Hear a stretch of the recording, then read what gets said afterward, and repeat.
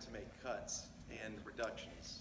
And I put some information together that gives context to that because in isolation, it means one thing. In a broader context, it means a much, much different bit of information. So hopefully I'll be able to give you that broad context that kind of paints the picture as to what we're doing and what we've had to do in the last couple of years. If you need, I know we've got students here. If you need to leave at any time, that's okay. I know parents are on their way to pick you up and whatnot, so that's fine. I do have the presentation here, so if you want to get closer, if you can see it, great. And if you need to get closer, then by all means, get closer. I thought it would be good, and I'm not going to go into any great background, but I thought it would be good for you to know what my background was, and that was I was a 4-year band member. I played trumpet and trombone.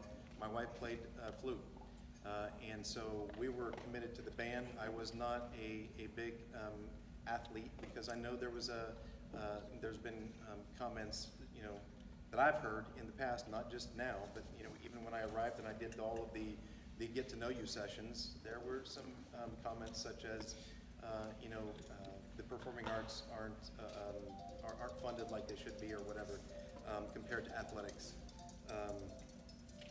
Let me turn this off. My apologies. So it's good to know where I'm coming from and what my experiences have been and what I value, because obviously 4 years and 2 different instruments, marching J County Patriots, I was proud of that and I am proud of that. So that's my background. I want to first thank, and I don't know if they're here tonight, but I want to thank Mr. Wolff and Mrs. Jolley for their years of service. And we're going to go into a lot of details in terms of how decisions were made.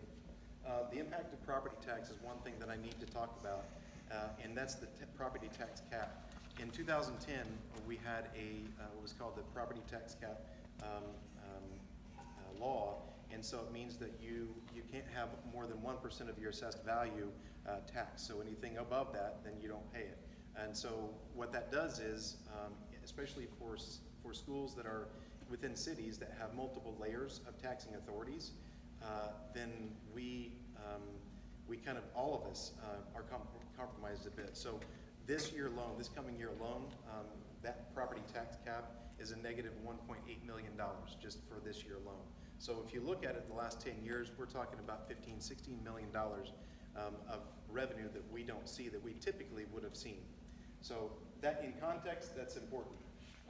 The enrollment in the last 15 years is down about 1,000 students. That's another $6.8 million of revenue that is not there. And we're not unlike in a lot of different places. My hometown is down too. J County High School is about half what they used to be because of just the population shifts. So it's not uncommon, but it does result in less revenue. So here's one of the big things. Staff reductions have not kept up, previous to this, have not kept up with the declines in enrollment. So when you have a reducing in revenue and you don't reduce your expenses, that is a problem. And it's a problem no matter if you're in business or in school or anywhere else. So if you look at our teachers and our staff, if you ask them, they haven't had raises that have been substantial for 2 different reasons. One is we have not kept up with staffing reductions, number one. And number two, so what happens is our enrollment goes down. If leadership does not make adjustments in staffing, then it's a problem. That's one thing. Insurance was another problem. That's a topic for a different day, and you didn't come here to talk about insurance. But our insurance is very high, and I'll briefly touch on that again. So staff ratios, Hoosier Heritage Conference schools. I benchmark most of our information to Hoosier Heritage. I also look at the surrounding schools because I like to see ratios compared to surrounding schools, ratios compared to Hoosier Heritage schools. So let's look at staff ratios, and you may not be able to see it. As a matter of fact, I got to put my readers on. But if you look, this is last year's information. Newcastle it has a 13.4 teacher to student ratio, student to teacher ratio, 13.4. All of the other, and I'll get to non-certified, but it's the context that matters. So 13.4. The next one up is Mount Vernon, which is 16.9. I can tell you that 13.4 students per teacher compared to South Madison, which is Pendleton, at 20.2. You know how many teachers we would need to cut? And we're not cutting teachers. We haven't riffed a teacher since I've been here. That's a difference of 70 teachers. That's huge, and that's a huge for the budget. So, again, context, and multiply that times the price tag of a teacher. So it's expensive to have the lowest class size or the lowest class size. When we look at all positions, we're down to 11.5, and this is, I'm sorry, I'm one scale ahead. This is compared to all of the surroundings. So this is 11.5. This is all staff, and we're 11.5 to 12.2 for Blue River. So even when we look at all staff, we're still way lower in terms of our staffing compared to our students. So staffing reductions for 2018, 2019. I met with Mr. Edwards and Mr. Doty at the time, January 10th, and we talked about potential staffing reductions. And at that time, I shared that out of the general fund, which is the fund that funds teachers, teacher salary, teacher employment, we're funding above, actually subsidizing about $102,000 worth of positions, and we just had a conversation about that previously, but about $102,000 was subsidized. So which means we've got a secretary position, we've got in the Torah program, we've got a accompanist position, that's $13,000. We've got percussionist support, that's $17,000 or $18,000. So when you add it all up, it's $102,000. In addition to that, we had athletic secretary and athletic assistant dean or assistant athletic director, and that equates to about $63,000. So between the two, we've got about 3 teachers worth of support going for programs that typically corporations do not fund. The school may fund it out of an account, or there's fundraising that goes along and they fund those positions out of fundraising. But the corporations typically don't. So here's the other way to look at it, and that is band, and what we're looking at is supporting one niche or one group, and that doesn't happen. We don't have that going on in any other group or any other. So what we're doing is we're subsidizing band, but a third grader may have a larger class size because we're subsidizing band and chorus, or band, chorus, and athletics. So we've made reductions in all of them, not just one of them, and that's what I want you to see. So we did have those conversations early on, and I know this is hard to see. I'm going to read all of these to you. So the reductions in 2018-19, and again, this is context because if you think it's just one position, then that means one thing. If it's a whole bunch of positions, then it means a far different thing. So not this past year, but the year leading into this year, 2018, we reduced a high school math position, high school Spanish position, elementary behavior consultant, associate principal, and that was the high school assistant principal. We replaced that with a dean, and that's a savings of about $30,000, $35,000. It was actually more than that. We eliminated a middle school math position, high school special services position, which another high school math, high school special services, ABE, adult basic ed, clerical, CEC secretary. That's one thing. When the first cut that I made was meet with the superintendent secretary, and that position was moved into special ed. By doing so, we pay for about 40% of our special ed clerical staff because we're in a co-op. And so it reduced about 60% of that position off of our budget. And that was my own secretary.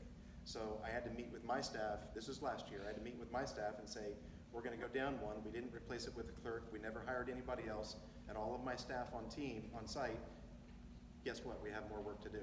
But that's what you have to do when you're downsizing. The high school secretary was reduced from a 261 to 205 position. We eliminated a head custodian position at Sunnyside and just kept the regular custodian position. We eliminated or reassigned a high school media clerk, thereby eliminating the high school media clerk in that case. Technology reporting, we absorbed that position. An energy coach, I met with him and we reduced his hours and his pay by $20,000. That was just leading into this year. Staff reductions for 2019, 2020, that's this year. We eliminated a high school science, a high school math, high school social studies position, high school English and math, we absorbed within the departments. High school facts, that's family consumer science. We reassigned that, we eliminated the position, reassigned that to middle school. High school 0.5 art, high school 0.5 science.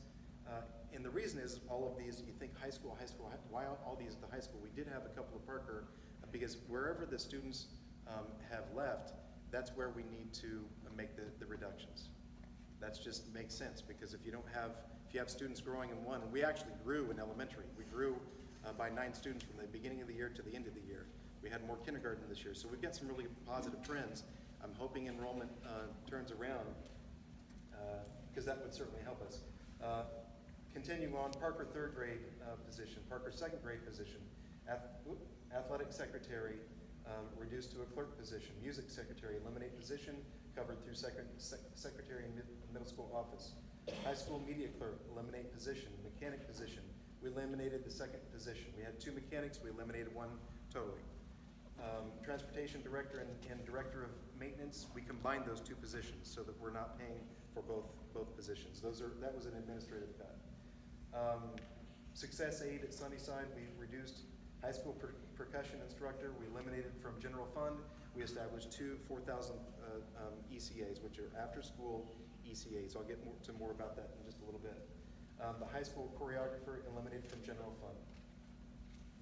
So the balance of positions reduced. We reduced positions in administration, teaching, secretarial, media clerk, mechanic, athletic coach positions, and custodial staff in the last 2 years. Let's look at the secretarial staff ratios per student. So when we look at this, we've got Newcastle's in the middle, and right here we've got 75 students for every secretary. 75 students. The closest one to us is Greenfield, that's 152 students for every secretarial office and clerical staff. So, and this is state data. This is not something that I put together. This is called 5Cast. It takes the state data and it generates all the information that you want. So what we've got is we've got a secretarial clerical staff in our schools that are twice as many as per student as the next 2 schools, and almost 3 times as many, actually 3 times as many as South Madison, which is Pendleton. So when you're looking at how are you going to make the reductions, I have got to look at data. It can't be a personal thing. It's got to be, where are we out of bounds? Where are we spending more than other corporations that are just like us? So that's what I look at. So I just, stats number 1 is we have 2 times the amount of secretarial staff. I just mentioned that. Number 2 is the sneaky one that is really expensive. Most corporations don't have non-certified staff that receive family benefit packages, which is family insurance. And so, or at least it's very, very limited. Well, that's all right. Can I pick on your corporation? Okay, Mrs. Smith is a former superintendent. She came here from Randolph Eastern. They don't have anybody that has any non-certified staff that have a family medical package. That's about $25,000, $24,000. So what they do is they pay up to $3,000, $4,000, $5,000. When we look at the number of secretarial staff, and it's not just secretary, we have a lot of non-certified staff and a lot of teaching. So we know that we have a very heavily staffed school corporation. When you combine it with the impact of insurance, it is very, very expensive. So changes have to be made. So the secretary positions, let's just break those down. My secretary was the first modification, or we moved her to a different position. She still kept her job. And that was one of the big things when we're looking at this. Throughout all of these cuts, there was only one person that I went to and I said, we just can't support your position, and it was their salary and their benefits, and I couldn't move them into a different position. So that was hard. Everything else has been rearranging, so when somebody leaves, we're trying to downsize. And that's what happened with the superintendent secretary. We had a vacancy in special ed, and so we eliminated, we couldn't eliminate that position, so we eliminated my secretary's position. When we had a secretary opening in another department, we offered the athletic and the music department secretaries the opportunity to go. The good thing about that is that both of them were able to have increases of pay. And so that was one thing that we were able to offer, and that was a luxury for us. So the last thing is a special education secretary. We just cut that position as well, and we actually reduced a secretary by number of days. I think that was on the 2018, 2019. So administrative positions eliminated. For that past 2 years, we've not filled Sunnyside principal vacancy. We've covered that with another principal, and they don't get anything for that. So they're doing 2 schools and no extra pay. Assistant principal position, I've already mentioned that, was moved to a dean position. Energy coach, I mentioned that. And we combined the two transportation and maintenance directors into the same position. Percussion Corporation paid just under $18,000 last year for the percussion support coming into the school. We don't have anybody else that comes in, and a specialist that comes in, an accountant that comes in that we pay to teach part of a business class or anything like that. This was all on its own, and so when we look at that, that's coming out of the education fund, and that's one of those things where we talked about if the booster want to pay for that, that's okay. And we talked about that last year in terms of some of these things would need to be cut. To Mr. Edwards, I wasn't able to give him specifics because I don't know who's going to be leaving. I just knew that as we go, we're overstaffed, and changes would need to be made. So what we did was we put two $4,000 stipends in after school, and the percussion specialist could apply for those, just like any of our teachers could apply for those. So that wasn't completely cut, but we did, it was about half of that. Okay, performing arts support, I'm almost done, just in case you're looking at how long is it gonna be. I'm almost done. So $1 million invested in Bundy to improve, and that was voted on in June, and so it was discussed all along the way through long-term planning. So we're gonna get $1 million facelift in here, and we're gonna meet with the people that use this the most so that we can make it a great place. Not that it's not now, but what do we need to have in here? I know lighting is one of the things that we'll be looking at. Lighting's very expensive. So it's part of the long-term bond. The band and chorus rooms will be redesigned during the middle school renovation, and that'll be exciting because I know some of the things that's been discussed is, right now maybe our chorus needs more of, a different configuration to accommodate our current groups. And so we'll be looking at that. Band director, and this is one of the things that I didn't put the amount on here, but it's one of the things that goes back to what do you value, and what where you value is where you put your money, kind of a thing. And I think if the criticism has been that there's more money going to athletics, I wanted to address that even before it's asked. I'm not saying that money doesn't go to athletics, but I think our band director is a second in terms of total ECAs for all of our coaches and directors and everything. I think we're second in terms of total compensation, so that's good. The assistant band director is higher than almost all the coaches. So we do have some good compensation for our ECAs for our directors. Corporation is increasing ECAs by two times 4,000. We talked about that. We're currently paying for a visual design. That's like 6,000. I can't remember the exact. It's rounded up to $7,000. We're paying for accompanist, and that's at approximately $13,000 a year. These are the things that we still kept in there, but be thinking about how we can, because these are taken out of the general education account. The corporation is currently paying for, this sounds funny, but a Band-Aid, the Band-Aid is $4,000. So we're currently paying for those. Important final notes, you know, when we left it, and when we talked to the individuals, we encouraged the percussionists to apply for the two $4,000 ECAs. And athletic director, secretary, and music director, secretary, they were provided with positions that actually improved their salary. The last thing that I would say is that band fees have not increased, and I do know that, and that's really up to you, but I know that at other corporations, it is significant.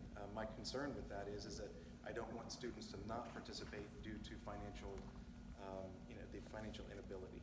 So with everything, there's a weighing and a balance. So what, I believe that's it. So what questions would you have? Ms. Nelson. You knew I'd be first, didn't you? I knew you'd be in there, that's for sure. Okay, so if you met with Mr. Edwards and Mr. Doty in January of 2018 and started discussing these cuts, specific numbers, why are we hearing this in July of 2019 for the first time? I mean, we've always been told things are being cut, things are being cut. We've never been told a specific amount, because I know I've been a part of sponsorship raising a grant gathering over the last 3 years and have secured about $40,000 for this department. Yeah. And why were we not given the opportunity as boosters to try to come up with the money to pay for the percussion instructor before all of this happened? I think that's where we're kind of all, we've been told things are being cut, things are being cut. We don't have money here, we're losing kids here. And at the level that we used to compete, we have Greenfield in our conference, we have Mount Vernon in our conference, we have Pendleton in our conference. Those bands are all placing in the state finals, and we can't begin to touch that now other than indoor percussion, because our funding gap is like this. And I understand what you're saying about raised fees, but at the same time, we all know we've got kids that have a hard time paying the $150 that we do charge them. Yeah. And so I guess my question is why weren't the boosters given the opportunity, starting in January 2018, with specific numbers, so that we maybe could have stopped this in July of 2019? Well, I did have the conversation with both individuals. So there was the opportunity to raise funds from that point on. We were not. We as a booster group were not told that. But what I'm saying is that if our enrollment had not dropped at the high school, we dropped about $340,000 worth of enrollment at the high school. We went up at elementary. We stayed about the same at the middle school. So had that stayed the same, we wouldn't need to be making all of these cuts, and we wouldn't be in this situation. So that's one answer. The other answer is there's no way for me to predict when I would be able to have a secretarial vacancy that would be open, that would not hurt. I understand the secretary part, because I understand how the benefits work. That would not hurt the individual. Right. So, we happen to have two in the same year where we had people leave. When we looked at it, it would not hurt them, and we could collapse a position, just like we merged the transportation and the maintenance person. Richie's not getting any more money. Right. So, I can't answer completely, that question, because it was discussed. We actually took it off of the table, but we had a spring conversation after that and said it could happen. It just depends on enrollment. So if enrollment doesn't go down, here's the other thing. Enrollment went down about half of it was, so it was 380. I apologize, it was 380. So enrollment went down $380,000 this year. And so what we've got to do is we've got to look at next year. They're doing ADM, which is the mid-year ADM. We've got to calculate and see what's that going to cost us next year based upon the last 3 or 4 years. We calculated it at $190,000. So it's not just that the enrollment went down, but next year they're going to take ADM halfway through the year, and they'll make adjustments to our pay for the remainder of the year. That equates to another $190,000 worth of loss. So it's a moving thing.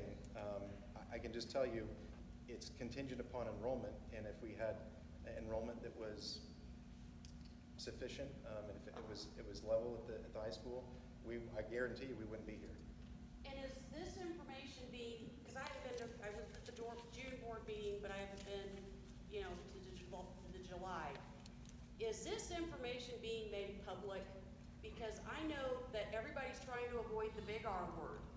And I know we're not having to do a referendum for the middle school, which is huge. Yep.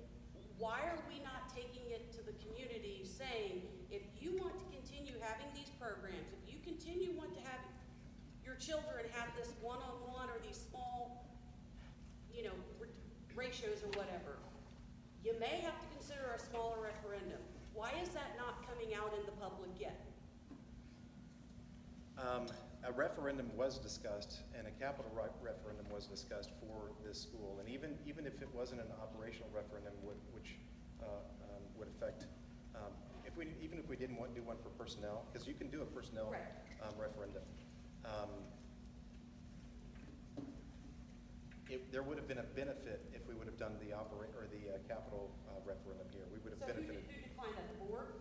Did the board decline that? Going for the operational referendum? Yeah, basically the board, we had a strategist come out, we had them do a survey, and based upon the results of that, they felt like they didn't want to go forward with that. Because I feel like at some point, and I with didn't- all of these I things didn't that rec- we're losing, people need to know that you may have to have your taxes raised. Okay, I didn't recommend one in addition to that, so I never recommended it to the board. I didn't feel like there was going to be support for it based upon the information that I gathered. So you can blame me. Okay. You can just leave it right there? Yeah, Okay. yeah, All at the right, all moment, right. yeah. I'll Thanks. come back to I that. appreciate it. All right, yes. Beyond being, okay, but I've heard heavy hits to the math department. There was hits to science teachers who were let go. A lot of hits to the special ed department. So beyond band, there was a lot of hits there as well. But still, I did not hear of one athletic trainer or a assistant coach in any of that. I would like a little bit more specific information in how that didn't get touched. I mean, it's one thing losing a percussion instructor. It's another thing, all those math and science teachers and stuff that keep our classes small. And yet, there was no coach in really that area other than, what was it, the secretary. Yeah, so the secretary position was eliminated too, and it was really reduced to a clerk, and that was a savings of about $30,000 to $35,000. There were coaches' positions that were eliminated, and there was a Facebook post by a coach recently that said that they didn't feel supported, and it was partly because two of the coaches were not going to be hired. I didn't hear you say that there were actual coaches that were Yeah, let so, go. yeah. So. Yeah, and what I would say is that they were not filling the positions. So, but it's the same thing. It's the same thing. They had 4 coaches in the program last year. They have 2 this year. So, good question though. Yes. I'm sorry, at the beginning you said you had some information passed around at the beginning of this. There was something you passed around, I thought, but I missed it. Oh, I didn't see. That was what Katie. it was or what you were talking about, I was curious. Yeah, no, that was Ms. Nelson. Oh. Apparently. Oh, it's just the minutes of the meeting. Okay. Or the Okay. agenda. Yeah, that's all. What other questions? So, I'm just kind of wondering about the energy coach position, because I think about that, and I know that's a fairly new position. I know it wasn't around here. 4 or 5 years ago, maybe? Yeah, it's fairly new. And I don't know the totality of the job responsibilities, but is that a position that could be absorbed within each school through custodial or administrative staff? And then that would open up something that would When we- benefit children more than turning off lights and Yeah, the problem with that is, and I agree, we talked about it, the board and I talked about it, we discussed it, and that is a $40,000 position, and we've gone from, I believe, 1.6 or $1.8 million in utility costs to 600,000. We're anticipating about a 15% increase this coming year, so we'll be at 700,000, somewhere in that range, for the coming year. But when we've reduced, it's because he's monitoring. I just watched him today. He's in the office. He's monitoring every classroom. He's monitoring who's got lights on, who's got the heat on, where the energy's going. He's got the little air gauge, and he goes around and makes sure that we're operating at maximum efficiency. It's a technical skill, and when he leaves, we're going to have somebody else trained. It can't just be a person that's flipping off the lights. He does a lot, most of it through HVAC programs and heating. So making sure that he comes in over the break and to make sure that we're operating at the most efficient way possible. But it's a good. We've talked about it. Okay. Yes. So I know it's been mentioned that the music department secretary position and percussion instructor position are going to be covered somehow. What's the somehow? We have a secretary that's going to cover the music. Have you gone into that? We don't know that. Okay. Cindy Wilkinson is going to be assisting with them. So. Not the entire time, no. And she's not going to be in the music group. She's going to be in the main office. Okay. And then how about the percussion? So I believe you're in very capable hands there with Yep. somebody who loves the band. Yeah, That was she all. She kind of knows her way around, yeah. That was We'll all. give her that. That was all thought out. Yep. Okay. Now, what about the percussion instructor? As we said, there's going to be 2 ECAs in the afternoon, one fall, one winter, and that would be an after-school ECA. So is that going to be posted? ECA is extracurricular activity. I apologize. It's the educational jargon. Extracurricular activity. That's how Mr. Edwards is paid for his time. That's how the coaches are paid. The 2 coaches that we cut, we saved those 2 ECAs. So extracurricular activity. And So those are posted on the corporation website? Or how Yes. are we Yes. looking? Okay. Yes. I got advanced permission with the association to say we could have those. They were going to say that, but that's negotiated Right. through collective bargaining. Yes.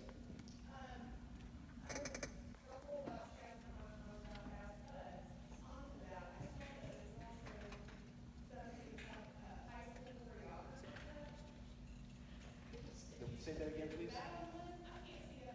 High school choreographer. Choreographer, yes, that was about $6,000 or $7,000. Yeah, I believe so. Is that choreographer for RHB? Is that an RHB choreographer? Who's that choreographer for? Was it for band?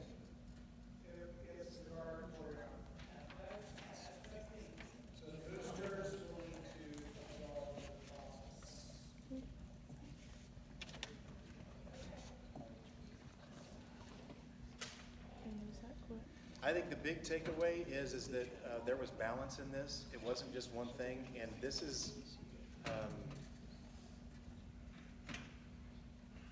something where we continue to go down in our staffing ratios, and if we don't, we have to be able to offer our teachers and our staff a competitive wage. And if we have too many staff compared to the number of students we have too many staff and too much insurance. And that's why we have not been able to give wage increases at all. So we are working aggressively on that with the association, looking at insurance, because bottom line is we're all related, we're all connected. And if I can't offer a good salary for a math position or a social studies position, then I won't get premium candidates, and I won't get the number of candidates that the principals need to choose the very best for your children. And that's my top priority. Yes. I know a lot of the alumni are curious about the income stream. So I hear you say ECA, the extracurricular activity funds, the directors, those kind of roles. And then obviously the boosters do a lot of fundraising, so that's another revenue stream. Is there anything else that we're not understanding in terms of income that comes into the program? Well, I'm glad you asked that, because one of the things that we're doing is we just established kind of as a trial basis. We had a grant to redo a lot of the field house. It was a $92,000 grant. Which is great because we don't have to spend corporation funds on that. And so, but there's a lot of needs for the field house. We got foundation problems, we got some other things. Some people want to add bleachers. And so if they want to have the ability to contribute in that way, we established, and hopefully tomorrow the Community Foundation will establish a pass-through fund so that people can make a donation for specific things. Performing arts is going to be one of those things. And I believe that you have an account right now for, is it specifically for band, Mr. Edwards? I started that fund, so yeah, I can speak to that. So if anyone's curious, So if Ginger anybody- Rains, I'm happy to talk about it. Yeah, so if anybody, but I think people need to know that that's there, and graduates that have been in the band may want to contribute. Right. But I think getting that communicated out is huge. So I know this is, you're getting this to alumni, and that would be an important resource. Well, and I should clarify too, there are actually two funds that are part of the Community Foundation right now. So there's an endowment that I began, and so you basically have seed money and it exists forever. So as people contribute to that, then we'll be able to eventually, it's like a insurance policy or something that pays out like a 401k, right? So you have like the seed money that never goes away, and then it pays out over time. So right now, everything that's being raised is just staying within that fund, so it will grow.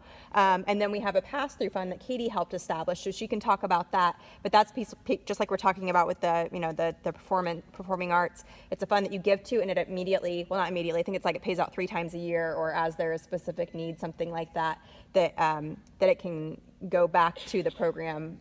So endowment, it's meant to sit there and grow. The pass-through is meant to go and have immediate need. To the foundation for the band endowment, 80% of their donation goes into the pass-through fund, which is money that we can access, like I said, at least 3 times a year. 20% of that money then goes into the long-term fund that, we're gonna let sit and grow until we decide, that there's a major need for it. So 80% of what anybody donates is available, pretty quickly. Right, and I should just, to build on that, Katie, just for clarification, that's not actually in the fund agreement language. That's something that we did based on the current state of the union, so to speak. So that may not be the case in perpetuity, yeah. One thing to point out, even though we've reduced our staff, meaning specifically teachers, we still have the lowest class sizes on average of any corporation in Henry County or any corporation in the Hoosier Heritage. So, I know, yes, we've talked about a lot of positions that were cut, but it's good to know perspective. As I said before, we would have to cut, and we're not going to, but we would have to cut 70 teaching positions just to average what Pendleton averages, 20.2. And is the only way to grow the ECA for the state to give us more money, or how does that change? The ECA, in terms of extracurricular activities and That budget line, yeah. ECAs are really through the association, so it's negotiated through the teachers' union. These positions were never an ECA, they were always paid above and beyond. So that's why I say there was a subsidy that band was getting that other, and to a degree, choral, with the accompanist, that other groups were not getting. You just didn't know it, yes. As things stand now with the changes, will Newcastle be taking part in indoor percussion? Or are we still going to have that? That's, my understanding is that we will. Is that, I would defer to Mr. Buckalew and Mr. Edwards. As it stands right now, will we have indoor percussion? Yes, That's what the ECA is for. Yeah. Yes. Our question, since we did lose, did I hear correctly, did you say the 2 ECA positions for band were gonna be students? No, they weren't, we didn't lose any ECA positions for band. They were never part of the extracurricular activities. They were paid out of the education fund. That was part of the problem. They're not negotiated through, the association, so. I misunderstood, because I thought you said, when somebody asked that, they said, there was gonna be some sort of a replacement or whatever. We established two ECAs. One is for fall and percussion, fall $4,000 percussion. One is for a winter indoor percussion for the winter. But did you say those were students? No. So anybody in our corporation can apply for those. Mr. Wolff can apply for those. Oh, so somebody has to apply, Yes. and if nobody applies, then they're just sitting there. Correct. Okay. Well, my next question would be, since Mr. Buckalew is a percussionist, does that mean that maybe you're gonna be doing a little bit more of the percussion group, or? We have talked about this, but I mean, I could. I do middle school jazz bands, I do lab band, so it's a matter of indoor percussion being 6 hours a week. And I've got already an hour and a half after school a week. So we might have to move some things around. We've talked about possibly moving middle school jazz band over to Mr. Edwards. I mean, it's something we've talked about. Ideally, I would like to get somebody else in to take that position. But it's a 4,000 in the fall and a 4,000, so. Is that a competitive salary? Can we get somebody that's quality for $8,000 a year? I'm not sure I can answer that. If I'm not mistaken, it's more than our softball and baseball coaches I make. understand that, but I'm saying compared to And what we I mean, compete, can I we think get a quality our person softball and for that baseball, amount of money? our softball and baseball are $3,700. Right, So that would be more than double. right. That's varsity head But coach. that pretty much between marching band in the fall and when indoor percussion starts in November and goes clear up until through spring break, basically that person's only got 4 months off of the entire school year. It is an 8-month position where softball, that season's what? End of February till 1st of May. Where this is, we're talking, because I understand what he's saying. Sure. Because he's the assistant director, and he's got to deal with brass and woodwinds and percussion. He doesn't have time to do just percussion, and that's why we had the separate percussion instructor. So my concern is, can we get a quality person that's going to get us to the level where we have been? We have 2 state championships and a 3rd place finish in the last 5 years. Are we gonna get a person in here that can keep us at that level, or are we gonna go completely backwards and have to start from scratch again? I can't answer that right now. And so then I go back to the question again, why weren't the boosters given the opportunity, because I heard you say $17,000. So I'm assuming that's what Mr. Wolff was paid every year. Almost 18. Right, so why were the boosters not given the opportunity to try to come up with that money? And it just go the way it went. Why were we not told this when this was being looked at in January of 2018?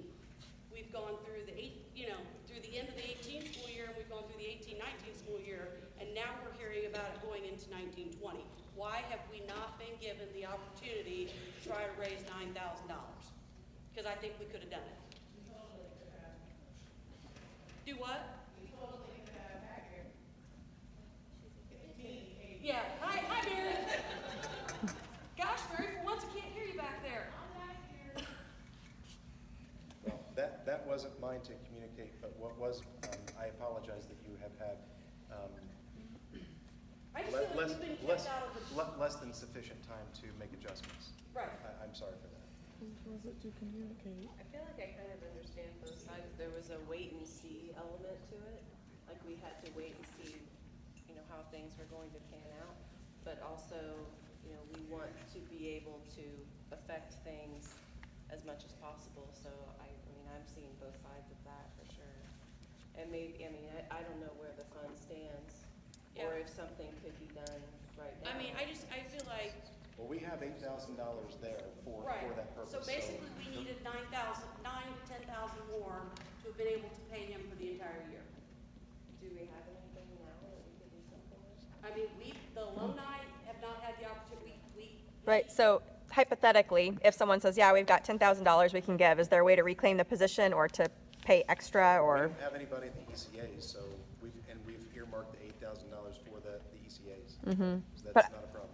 Or I guess maybe I'm not asking that correctly. So like if let's say that Mr. Wolff would come back for his previous salary, correct? So if we were able to provide an extra $10,000 somehow, are you saying that that would be possible Yes, to change only- the funding? The only caveat to that is that we would need to look at, during the school day, it may need to be after hours. It may need to be after hours. For it to fit that category appropriately? Is that Well, what you? you know, there's nobody else. We don't have math tutors come in and work with, math kids. We don't have accountants come in and work with our business class.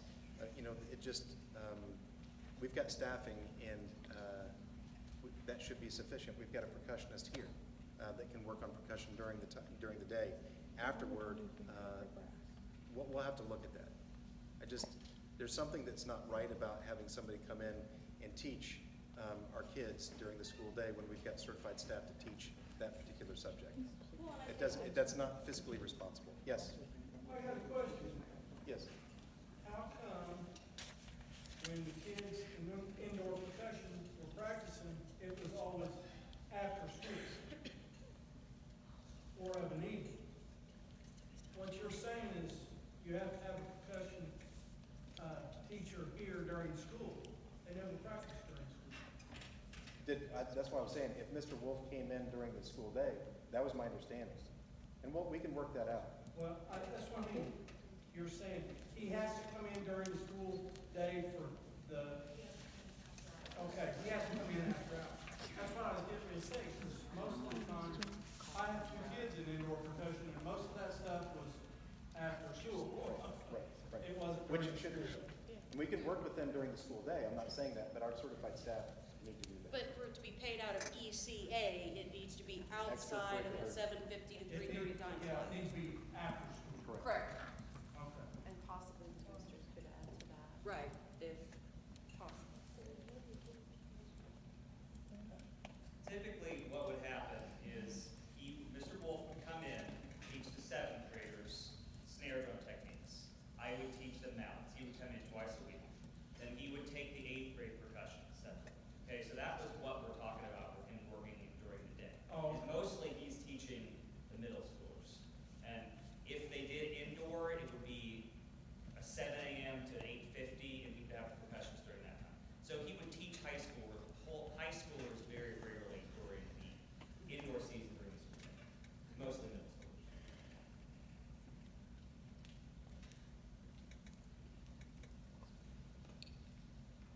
I got another question. Okay? You said you cut a mechanic's position. Yes. Does that mean that, where we were discussing earlier this year about the, band equipment, as in the trailers, they were trying to figure out if they could take care of those trailers to keep them mobile, as in bearings, stuff like that? Is that going to affect that we need to, as the band boosters and people, do we need to take care of that situation since they've lost the position? We've gone down 50% in our transportation department on mechanics. So, and though we've got one left, and he is specifically for buses. Okay. Buses and So fleet that- vehicles, but the priority is buses. Well, And we've got, just so does you know, that mean the band bus, we, the minibus, it would, they are not taking care of that or are taking care of it? it would, because that's considered a fleet vehicle, so that it would, we don't have many, but yes. So just so you know, we have inspections, and I won't go into great detail, but there's pretty rigorous inspections for bus safety, and he's got to have the buses ready, and they've got to pass inspection. We've never not passed inspection, and he's a great mechanic, but we we'd have to take a look at trailers and whatnot. That would have to be something that, if he's got time, That was before any of these cuts had happened. Okay. So that's why I'm asking. okay, we'll write that down. and Because they ran into a situation last year that a trailer went down, and it was down all season because they couldn't get it fixed. So, we don't want that to happen again this year. Yep. Really good questions. Any more? Any other questions? Yes? I just want to clarify, as an ECA position, can someone that is not currently employed with the corporation apply for an ECA Yes. position? Yes, they have to be clear. They have to be, Background checks and all Background that, check, but yeah. anybody that can apply for those positions? because we have, yes, we currently have people that are not employees that are in ECAs, yes.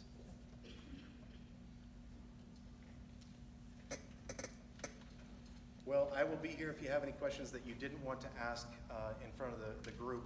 I'll stay here and ask, answer any questions that you may have. I want to thank you for being here, because you being here means you care. And I apologize at the late notice that I feel bad about. Some of those are really tough. I mean, all of these decisions were made at the end of the year, and we've got to figure out from a standpoint of what do we need to cut to get to where we need to be to offset the decline in enrollment, and we don't know what that is until the end of school. Yeah, because we had a booster meeting the first week of June. We could have had from the beginning of June until now to try to figure something out. Yeah. So yeah, Katie, I think maybe separate conversation, separate time, but maybe this is opportunity to talk about what does the communication flow information look Yeah. like in an ideal state, and how can we Yeah. get there? Especially the financial part that we need to be backing.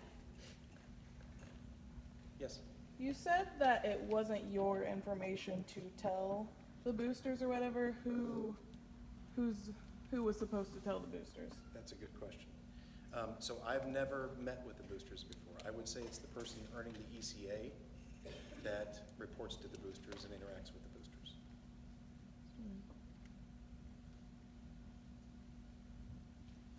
Any other questions? Good question.